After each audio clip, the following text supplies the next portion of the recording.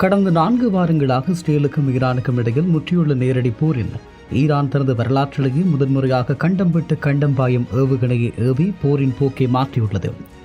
இதுவரும் பிராந்திய மோதலாக இருந்த நிலை மாறி தற்போது உலகளாவிய பாதுகாப்பு அச்சுறுத்தலாக உருவெடுத்துள்ளது. டியாகோ காசியோ இலக்கு மூலோபாய முக்கியத்துவம்.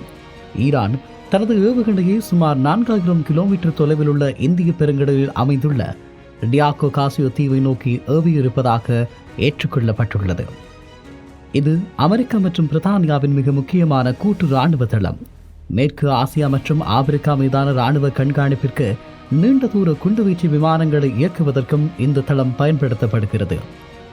இந்த தாக்குதல் முயற்சி மூலமாக இஸ்ரேலை தாண்டி அமெரிக்காவின் மிக தொலைதூர தளங்களையும் தன்னால் தாக்க முடியும் என்பதை ஈரான் நிரூபிக்க முயன்றுள்ளது. இந்த நிலையில் இது 2 நிலைகளை கொண்ட 2 ஸ்டேஜ் கண்டம் விட்டு கண்டம் பாயும் ஏவுகணையாக கருதப்படுகிறது. 4000 கிலோமீட்டர் தூரம் வரை பாயும் திறன் கொண்டது. இது ஈரானின் முந்தைய ஏவுகணை திறனை விட மிக அதிகம் என்று சொல்லுகிறார்கள். இஸ்ரேலிய இராணுவ தளபதி சாகிர் பியால் ஜமீர் குற்றப்படி இந்த ஏவுகணை இலக்கை தாக்க தவறிவிட்டது. இருப்பினும் இவ்வளவு தூரம் ஒரு ஏவுகணையை ஏவியதை ஈரானின் தொழில்நுட்ப வளர்ச்சியை காட்டுகிறது என குறிப்பிட்டுள்ளார். இந்த நிலையில் ICBM சோதனையின் மிக முக்கியமான அம்சம் ஐரோப்பிய நாடுகளுக்கு விடுக்கப்பட்ட எச்சரிக்கையாகும். பெர்லின், ஜெர்மனியினுடைய பெர்லின், பாரிஸினுடைய பிரான்ஸ் மற்றும் ரோம் போன்ற ஐரோப்பிய தலைநகரங்கள் இப்போது ஈரானின் ஏவுகணை வீச்சு எல்லைக்குள் நேரடியாக வந்துவிட்டது. இந்த ஏவுகணைகள் இஸ்ரேலை தாக்குவதற்காக மட்டும் உருவாக்கப்பட்டவை அல்ல, மாறாக மேற்கத்திய நாடுகளை பேரம் பேச வைக்கவும் போரில் தலையிடுவதை தவிர்க்கவும் ஈரான் பயன்படுத்தும் ஒரு தடுப்பு ஆயுதமாகும். இந்த நிலையில் டியாகோ காசியோ தீவினுடைய உரிமையாளரான ஐக்கிய ராஜ்யம் ஈரானிய ஏவுகணை தளங்களை தாக்க அமெரிக்க படைகள் இந்த தளத்தை பயன்படுத்த முழு அனுமதி அளித்துள்ளது. இதன் மூலமாக இந்திய பெருங்கடல் பகுதியில் இருந்து ஈரான் மீது கடுமையான தாக்குதல்கள் நடத்தப்பட வாய்ப்புள்ளது. ஈரானின் இந்த நடவடிக்கை போர்ச்சூழலை 3ஆம் உலகப் போரை நோக்கி ஒரு ஆபத்தான கட்டத்திற்கு தள்ளியுள்ளது. 4000 கிலோமீட்டர் தூரத்தை எட்டக்கூடிய ஈரானின் திறன் இனிவரும் காலங்களில் அணு ஆயுதங்களை ஏந்தி செல்லும் திறனாக மாறக்கூடும் என்பதே சர்வதேச சமூகத்தின் மிகப்பெரிய கவலையாக இருக்கிறது. இந்த நிலையில் ஈரானின் அண்மைக்கால ஏவுகணை சோதனைகள் மற்றும் டியாகோ காசியோ மீதான தாக்குதல் முயற்சியை தொடர்ந்து ஐரோப்பாவுக்கு ஏற்படக்கூடிய ஆபத்துக்கள் குறித்தும் சர்வதேச இராணுவ வல்லுநர்கள் தங்கள் கருத்துக்களை முன்வைக்கிறார்கள். குறிப்பாக நேரடி ஏவுகணை அச்சுறுத்தல், எல்லைகளை தாண்டிய வீச்சு. ஈரான் இதுவரை தனது ஏவுகணை வீச்சு 2000 கிலோமீட்டர் மட்டுமே என தெரிவித்து வந்தது. ஆனால் 4000 கிலோமீட்டர் தொலைவில் உள்ள டியாகோ காசியோவை நோக்கி ஏவுகணை ஏவியதன் மூலமாக ஐரோப்பாவின் பிரதான நகரங்களான பெர்லின், பாரிஸ் மற்றும் ரோம் ஆகியவை இப்போது ஈரானின் நேரடி தாக்குதல் எல்லைக்குள் வந்திருப்பதாக சொல்லப்படுகிறது. ஈரான் தனது விண்வெளி திட்டத்தின் போர்வையில் கண்டம் விட்டு கண்டம் பாயும் ஏவுகணை தொழில்நுட்பத்தை வளர்த்துள்ளதாக கருதப்படுகிறது. இது எதிர்காலத்தில் அணு ஆயுதங்களை ஏந்தி செல்லும் திறனாக மாறக்கூடும் என்ற அச்சம் ஐரோப்பாவுக்கு உண்டு. இந்த நிலையில் ஈரான் ஹார்முஸ் ஜந்தியை மூடினால் ஐரோப்பாவிற்கு கச்சா எண்ணெய் மற்றும் திரவ இயற்கை எரிவாயு விநியோகம் கடுமையாக பாதிக்கப்படும்.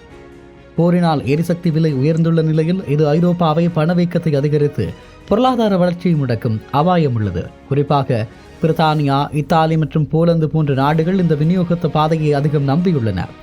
இந்த நிலையில் நேட்டோ பாதுகாப்பு சவால்கள். வான் பாதுகாப்பு சோதனை. மார்ச் மாதம் 2026 துருக்கியை நோக்கி ஏவப்பட்ட ஈரானிய ஏவுகணையை நேட்டோ இடைமறித்தது. இது ஐரோப்பிய வான் பாதுகாப்பு அமைப்புகளுக்கு விடுக்கப்பட்ட ஒரு நேரடி சவாலாகும். இந்த நிலையில் நேட்டோ தனது வான் பாதுகாப்பு நிலையை தற்போது உச்சகட்டத்திற்கு உயர்த்தியுள்ளது. ஈரான் ஒரு நேட்டோ உறுப்பு நாட்டை தாக்கினால் அது ஒட்டுமொத்த ஐரோப்பாவையும் போருக்குள் இழுக்கும் ஆபத்தை ஏற்படுத்தும். இந்த நிலையில் பிற மறைமுகமான ஆபத்துக்களும் உண்டு. புலம்பெயர்ந்தோர் நெருக்கடி. போர் தீவிரமடைந்தால் மத்திய கிழக்கில் இருந்து மீண்டும் ஒரு பெரும் அகதிகள் கூட்டம் ஐரோப்பாவை நோக்கி படையெடுக்கும் சூழல் உருவாகலாம். இது ஏற்கனவே உக்ரைன் போரினால் பாதிக்கப்பட்டுள்ள ஐரோப்பிய நாடுகளுக்கு பெரும் அரசியல் மற்றும் சமூக அழுத்தத்தை கொடுக்கும். ஈரான் தனது ஆதரவு அமைப்புகள் மூலமாக ஐரோப்பிய நாடுகளில் உள்ள இஸ்ரேலிய அல்லது அமெரிக்க இலக்குகள் மீது தாக்குதல்களை நடத்தவும் வாய்ப்புள்ளது. ஐரோப்பா இனி ஈரானை ஒரு பிராந்திய அச்சுறுத்தலாக மட்டும் பார்க்க முடியாது. ஈரானின் ஏவுகணை திறம் வளர்ச்சி ஐரோப்பாவை ஒரு நேரடி பாதுகாப்பு வளையத்திற்குள் கொண்டு வந்துள்ளது. இதனால் ஐரோப்பிய நாடுகள் தமது சொந்த ஏவுகணை தடுப்பு அமைப்புகளை ELSA போன்ற திட்டங்கள் விரிவுபடுத்த வேண்டிய கட்டாயத்தில் உள்ளது. ஈரானின் அண்மைக்கால ஏவுகணை சோதனைகள், குறிப்பாக தியாகோ காசியா மீதான தாக்குதல் முயற்சி மற்றும் துருக்கி வான்பரப்பில் நீட்டோவால் ஏவுகணைகள் சுடப்பட்டதைத் தொடர்ந்து ஐரோப்பிய நாடுகள் தற்போது எடுத்து வரும் மற்றும் இனி எடுக்கப் போகும் சில முக்கியமான நகர்வுகளையும் பார்க்க வேண்டும். வான் பாதுகாப்பு கட்டமைப்பை வலுப்படுத்துவது. ஐரோப்பிய நாடுகள் தமது வான் பாதுகாப்பில் உள்ள இடைவெளிகளை குறைக்க அவசரகால கொள்முதல் பாதையை தேர்ந்தெடுத்துள்ளன. E5 நாடுகளின் திட்டம் பிரான்ஸ், போலந்து, ஜெர்மனி, பிரித்தானியா மற்றும் இத்தாலி ஆகிய நாடுகள் இணைந்து குறைந்த விலையில் வான் பாதுகாப்பு அமைப்புகள் மற்றும் ட்ரோன்களை தயாரிக்கும் புதிய திட்டத்தை மார்ச் 2026 அறிவித்துள்ளன. அதே நேரம் துருக்கி மீது ஏவப்பட்ட ஏவுகணையை நேட்டோ இடைமறித்ததை தொடர்ந்து ஐரோப்பா முழுவதும் உள்ள ஏவுகணை தடுப்பு அமைப்புகள் உச்சக்கட்ட எச்சரிக்கை நிலைக்கு மாற்றப்பட்டுள்ளன. மார்ச் மாதம் 2026 ஐரோப்பிய ஒன்றியம் 19 ஈரானிய அதிகாரிகள் மற்றும் நிறுவனங்கள் மீது புதிய தடைகளை விதித்துள்ளது. இது ஈரானின் ஏவுகணை திட்டம் மற்றும் உள்நாட்டு ஒடுக்குமுறைகளுக்கு எதிரான ஒரு நகர்வாகும்.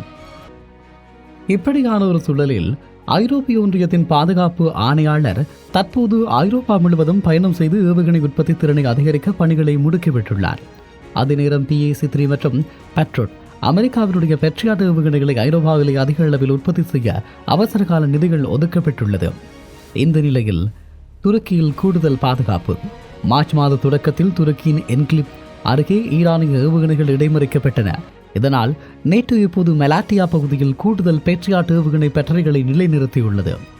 ஐரோப்பாவுக்கான நேட்டோ தலைவர் ஜெனரல் அலெக்ஸ் கிரீன்கெவிச் ஈரானின் ட்ரோன் மற்றும் ஏவுகணை அச்சுறுத்தல்களை எதிர்கொள்ள நேட்டோ படைகள் தயார் நிலையில் மாற்றியிருப்பதாக அறிவித்துள்ளார். கடுமையான பொருளாதார மற்றும் தூதரக தடைகள். ஜனவரி மற்றும் மார்ச் 2026 ஈரானின் ஏவுகணை திட்டத்தோடு தொடர்புடைய 19க்கும் மேற்பட்ட அதிகாரிகள் மற்றும் ஐரோப்பிய நிறுவனங்கள் மீது ஐரோப்பிய ஒன்றியம் சொத்து முடக்கம் மற்றும் பயண தடைகளை விதித்துள்ளது. E3 நாடுகளின் எச்சரிக்கை. பிரான்ஸ், ஜெர்மனி மற்றும் பிரித்தானியா ஈரானின் ஏவுகணை ஏவுதளங்கள் மீது தற்காப்பு தாக்குதல் நடத்த தமக்கு உரிமை உண்டு என அதிகாரப்பூர்வமாக அறிவித்துள்ளன. இந்த நிலையில் ஹார்மோஸ் நீர்ச்சந்தி பாதிப்பு.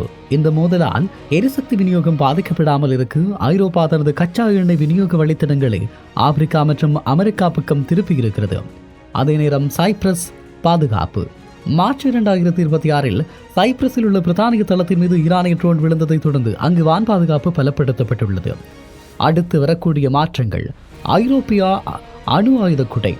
ஈரானிய ICBM அச்சுறுத்தலை எதிர்கொள்ள ஐரோப்பாவிற்கு என தனியாக ஒரு அணு ஆயுத பாதுகாப்பு வளையத்தை உருவாக்க வேண்டும் என்ற கோரிக்கை ஐரோப்பிய நாடாளுமன்றத்தில் வலுத்துள்ளது. ஏவுகணை தயாரிப்புக்கு தேவையான தொழில்நுட்பங்கள் ஈரான் கைக்கு செல்வதை தடுக்க ஏற்றுமதி விதிகளில் ஐரோப்பா பெரும் மாற்றத்தை கொண்டு வர உள்ளது. ஐரோப்பாவின் எல்லைக்குள் மிக அருகில் வந்துவிட்டதால் இனி பேச்சுவார்த்தை இல்லை. பாதுகாப்பை முக்கியம் என்ற நிலைக்கு ஐரோப்பா இப்போது தள்ளப்பட்டுள்ளது. இது மத்திய கிழக்கினுடைய மிக மோசமான காலகட்டத்தை உணர்த்தி நிற்கிறது என்றும் சொல்லலாம். ஆகவே இந்த நாட்கள் மிக மோசமானவை. ஐரோப்பாவுக்கு மிக அச்சுறுத்தலாக மாறியிருக்கிறது ஈரானின் இந்த புதிய அவதாரம் என்று சொல்லலாம்.